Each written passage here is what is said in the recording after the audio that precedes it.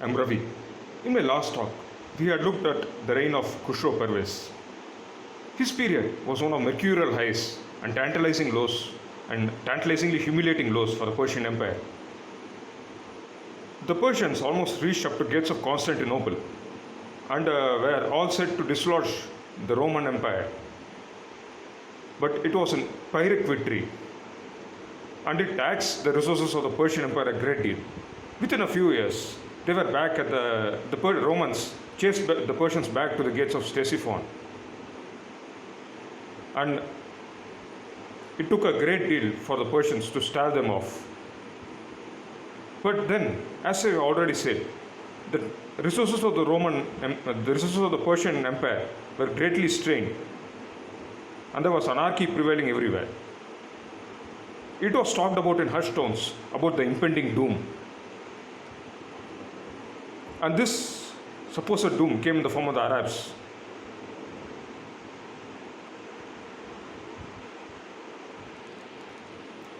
Khusro Parvez died in 628, probably murdered, and he was succeeded by about 10 monarchs in a space of 5 years, each monarch ruling for about a year or less. Most famous of these monarchs included the Persian general Shahrbaraz, who killed the then reigning Sassanid emperor and took the throne himself and married a daughter of Khusro Parvez. He took on the name Bahram VI, but he himself did not last long. And among these monarchs, there were also 2 women remarkable for the time. This period of anarchy, it appeared, would come to an end with the rise of Yazdakar III in 633 AD. Yazdakar was a grandson of Khusro Parvez, and he was a young boy when he came to power in 633. He did try his best, but he proved unequal to the task of administering the Sassanid Empire. There was civil strife everywhere, and the empire was so large. And there was a perceptible lack of resources caused by the Roman wars. In the end, those decisive battles that the Persians fought with the Romans would result in the death of both the empires.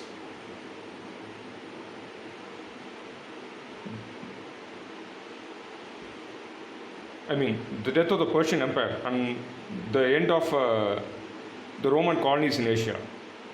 The Romans, in fact, they did survive the conflicts with the Arabs, but never again would they be able to establish the hegemony beyond Turkey. Now, Yazdakar ruled for about 18 years. In 6th, he fought a number of battles with the Arabs, and he actually won 2 of them. But overall, it was a defeat for the Persians faced many defeats, and the most decisive defeats that they faced were at the Battle of Al-Qadisiyah and Haiwan. The Battle of Al-Qadisiyah was fought in 636 in present-day Iraq. The Persians were led by a seasoned general named Rustam Farrukhzad, and many of their top military officers were battle hardened. In fact, they held the upper hand for much of the battle, but the tide was turned by a desert storm, or so the Arab legends claim. Rustam Farrukhzad dismounted his elephant, and he ran away, covering his face that had been blinded by the sandstorm. He was spotted by an Arab soldier who immediately murdered him. This murder created chaos and confusion and disarray among the Persian ranks, and it was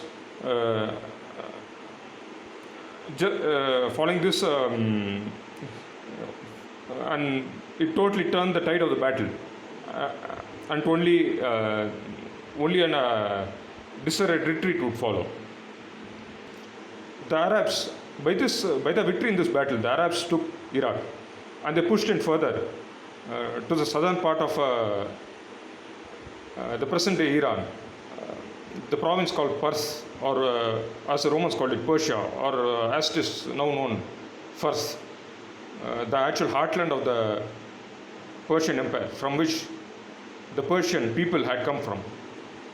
This was actually the capital of Persepolis was actually the capital of the Achaemenid Empire, and the Arabs looted the treasure of the Achaemenids after finding it unguarded and sacked the city. The Arabs pushed in further, and Yezdikar was now in complete retreat. He moved to northern Iran, the highlands of northern Iran, where he established a new capital. But in 642, he had to fight off the Arabs once again. This time, he was led by a general named Ferozan. But here too, though the Arabs were heavily outnumbered, they inflicted a crushing defeat on the Sasanians. This battle was known in history as the Battle of Negevan, and following this defeat, the Persian Empire rapidly collapsed. Now, Yezdikar fled to Afghanistan, to the eastern frontiers of the empire, but he was chased by the Arabs were in hot pursuit of him. In the end, he was murdered in the city of Merv in Turkmenistan, which lies to the northeast of Iran. And with this ended the Sassanid Empire. His son and his grandsons tried to revive the empire, but it was too late, and they did not have the resources to do so. They even got the help of Tang China, and a decisive battle was fought by Yezdikar's son in Afghanistan on behalf of the Chinese. But by then, things had all come to an end, and they had just disappeared from the scene, the disappearance being irreversible.